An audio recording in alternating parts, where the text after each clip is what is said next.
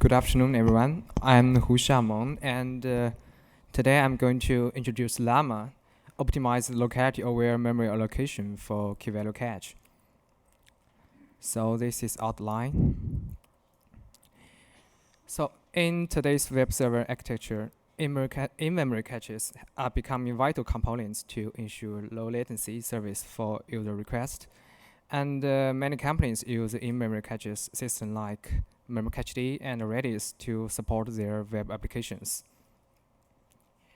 And our work is based on Memcached, which is a distributed in-memory key-value store system.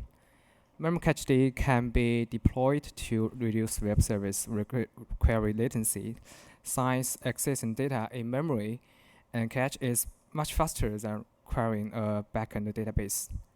Memcached uses a slab-based allocator to obtain its memory space, and it is platform independent, and it uses LRU eviction strategy to manage its data.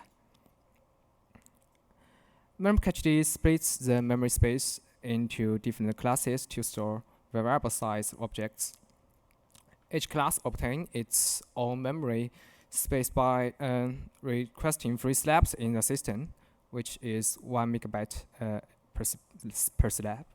And each allocated slab is divided into slots of equal size to store data items that are close to its size. The slot sizes of different classes are not the same. From class 1 to class n, the slot size increases exponentially like we showed in this figure. Every time a newly coming item is accepted into a class whose slot size is the best fit of the item size, if there is no free space in the class and there's no free slabs in system, a currently cached item has to be first evicted from this class following the LRU policy. So default Memcached fills the cache at the cold start based on the demand. But we observe that this demand-driven slab allocation does not deliver optimal performance. And it also results in a problem called slab calcification, which we'll explain later. Here is an example to illustrate how the default demand-driven slab allocation works bad. If there are two classes of data, the reference pattern of class 1 is ABC, repeatedly, and the reference pattern of class 2 is 1, 2, 3, 4, 5, 6, which has a bad locality. So if the reference frequencies of both classes are the same, the combined reference pattern should be A1, B2, 3, 3, A4. So we assume there are 4 slabs in system, and each slab contains only 1 slot. First, let's look at the default allocation. When the first data is accessed, class 1 took 1 slab, and after the second data is accessed, class 2 has also taken 1 slab. And after the fourth data is cached, all the slabs has been allocated. At this time, both classes has taken 2 slabs, but since all the data reuse distance in each class is larger than 2, so the data references after cold start should be missed, and the total hits in this allocation is 0. However, we can easily figure out the optimal allocation for this case. If we allocate 3 slabs to class 1 and only give 1 slab to class 2, as we can see, after cold start, all the references to class 1 will be hit, since all the reuse distance of class 1 is 3. And the total hits in this allocation is 6, which is much better than default allocation. Apart from this example, the default slab allocation of Memcached can cause another problem called slab calcification. As we know, the slab allocation is already decided by the reference pattern in cold start period. But when the workload behavior changes, current slab allocation may not work well under the new reference pattern. So here's an example. After workload behavior change, some classes will not be used anymore, and the data reference frequencies of some classes may change to a different level.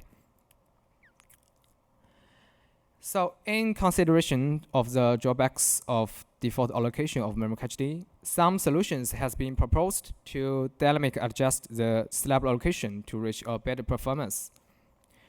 The open source community has implemented an automatic slab resignment algorithm called automove.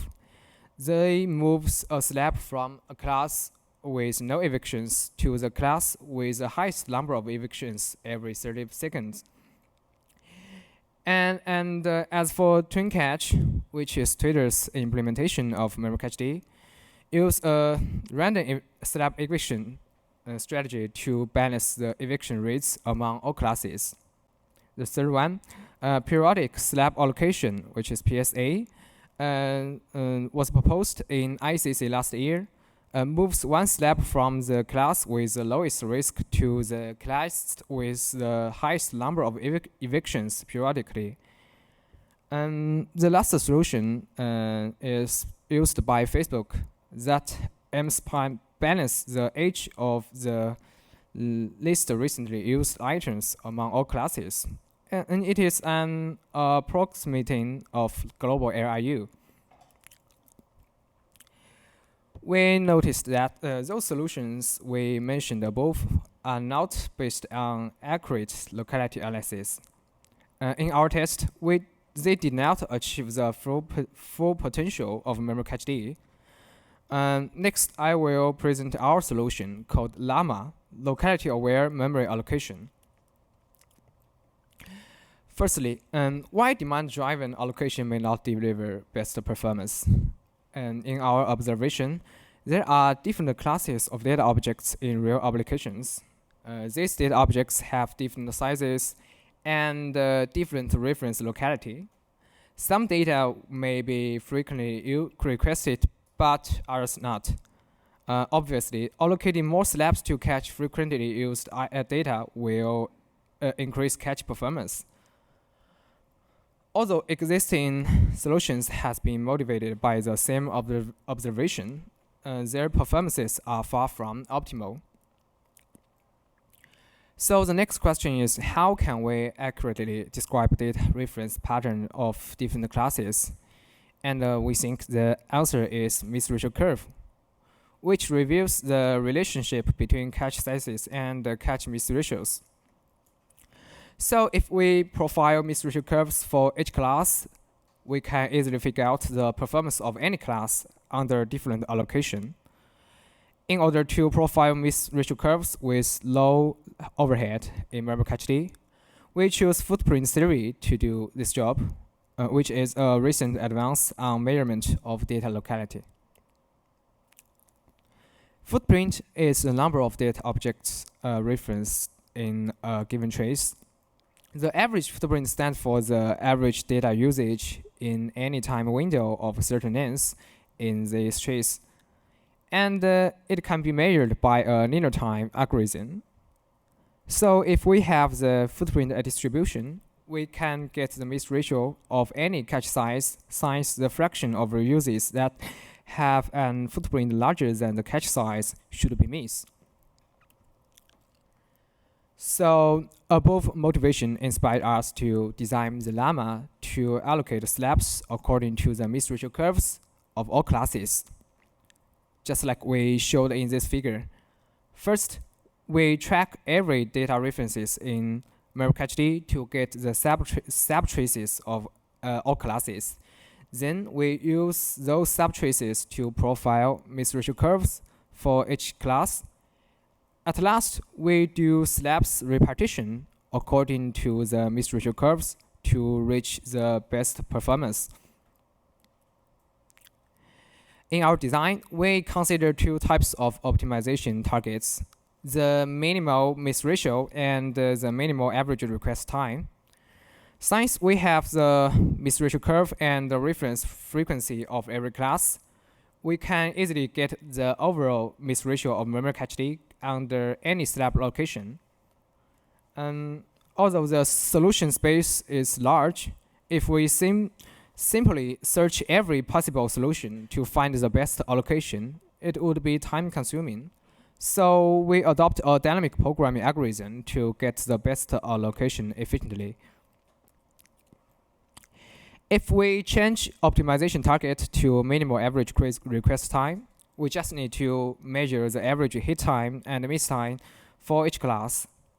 Here, the miss time includes retrieving data from backend database and setting it back to Memcached. With the miss ratio of one class, the average request time can be calculated by adding those two types of references by their proportion. And the overall average request time of the system is the sum of all classes by their reference proportion. Finally, after we get the best allocation, we repartition slabs to reach the target performance. And there are a few design details we should mention. We do slabs repartition for each n references, and the repartition is triggered only if the theoretical performance difference between the new allocation and the original allocation is above a certain threshold. That is, when the workload behavior is stable for 2 or more monitoring stages, the repartition will not happen. If the number of all slabs is max and there are n classes, the number of possible allocation solutions should be max to the power of n. But use dynamic programming, the time complexity can be reduced to n times max square. So we have implemented Lama in a recent version of Memcached, and we use an Intel i7 machine with 16 GB memory to test the performance of Lama and compare it with other strategies. In our test, the number of threads for each Memcached server is 4. We use 3 workloads to test Lama in different ways. First, we use Facebook ATC workload to test the steady-state performance. It is a general-purpose single-phase workload with the highest miss ratio in all Facebook's Memcached pools. And it is generated by Mutilate, which is a high-performance Memcached load generator released by Stanford. And the second workload, we choose a 3-phased workload, which was proposed in ICC last year. And the reference pattern of the 3 phases are totally different. The last workload, we choose a stress test workload to see if the Lama has influenced the throughput of Memcached. We use Memcached benchmark tool Memslab to generate this workload. In our first experiment, we compare Lama with our allocation strategies with Facebook ATC workload. Although we do not have the source code from Facebook, but we have implemented their policy in Memcached according to their paper. This figure shows the miss ratio over time from the cold start to steady state performance. The blue line is Lama that use minimal miss ratio as optimization target, and the green line is Lama that use minimal average request time as optimization target. In this experiment, AutoMove finds low chance of slab resignment, so it is the same line as default Memcached. As we can see, the blue line Lama Opti MR coverage among the fattest and reaches a greater steady-state performance than other strategy. And as for average request time, Lama also shows the best performance. As we can see, the green line Lama Opti ART is the lowest line in this figure. We want to know if Lama works well under different size of memory. So we want the same workload from 128 megabyte to 1 gigabyte in order to figure out how close is Lama to the theoretical performance upper bound of Memcached. We have implemented the theoretical upper bound TUB by first measure the actual miss ratio curves using the full trace reuse distance tracking in the first run. Then we calculated the optimal slab allocation using those real miss ratio curves and rerun the workload to measure the performance. And as we can see, as memory space varies, Llama remains the best performance among all strategies, and it is closer to theoretical performance upper bound too. And this table summarizes the average performance improvement to default memory capacity of all the allocation strategies we compared. Llama has improved the miss ratio of memory capacity by 42.8% and the average request time by 26.3%. And it is the closest strategy to the theoretical performance upper bound. And another point we care about is whether Llama outperforms well under workload behavior changes. So we use the three-phase workload to compare those strategies. And this figure shows the miss ratio over time under 1 GB memory. As we can observe, Llama outperforms other technicals in each phase, and the performance reduction after workload shift is not as obvious as other strategies. So in the last experiment, we evaluate the throughput using stress test workload. The purpose is to test the throughput degradation when Llama is activated. We repeat each test 10 times and report the average throughput. This figure shows the overall throughput as different number of threads are used in memory cached. Although the throughput of memory cached with Llama is lower than the default memory cached in this test, but the average degradation is only 3.1%, which is acceptable. So, in conclusion, Llama is a locality-aware memory allocation for memory cached, which measures the miss ratio curves for all size classes periodically and repartition the memory to reduce the miss ratio or average request time.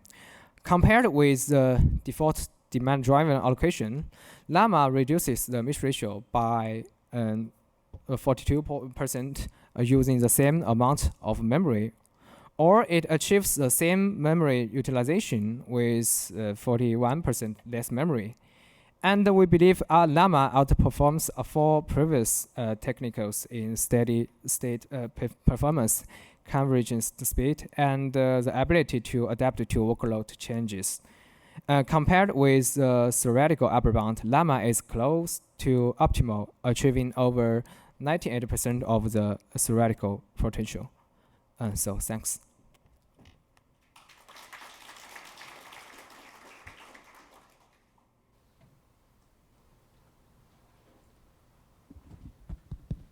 Any questions? Austin Clements, Google. This is really cool, but I have a question about the baseline, sort of. So it seems like Memcached is using a bad segregated fits allocator. And we know how to build good segregated fits allocators. So do you happen to know, like, if you were to just drop in tcmalloc or something into Memcached instead of using a custom allocator, do you know how close something like that might get to your very specialized miss ratio curve system? I think we haven't tested that, and I think what do you mean by the baseline?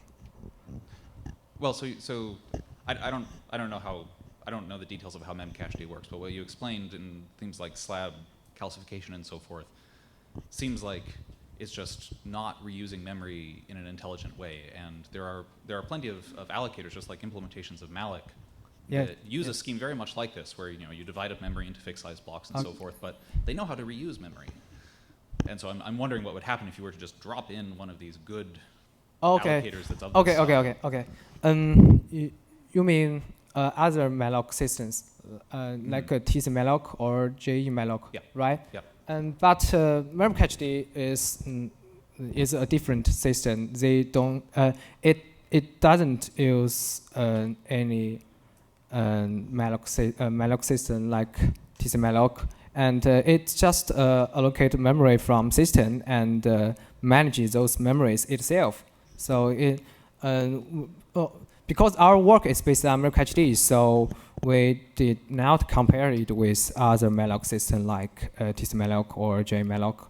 So we just focus on manage those memory our own. So. Okay. Thank you. Any other questions?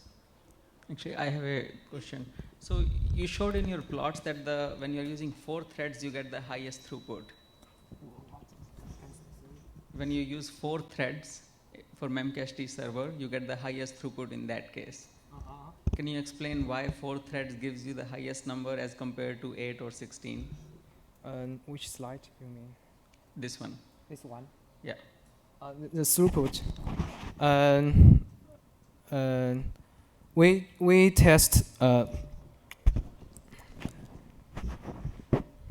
Excuse me. We use different number of threads to test the throughput because we have different numbers of cores in different machines. But our machine is, I think it's 8 cores. So if we can say the best performance is 4 threads, and the average degradation is only 3.1%. And as the number of threads increase, the performance drop because the number of threads and the number of cores in our machine is not matched. Okay, we can take it offline. Thank you. Let's thank the speaker once again.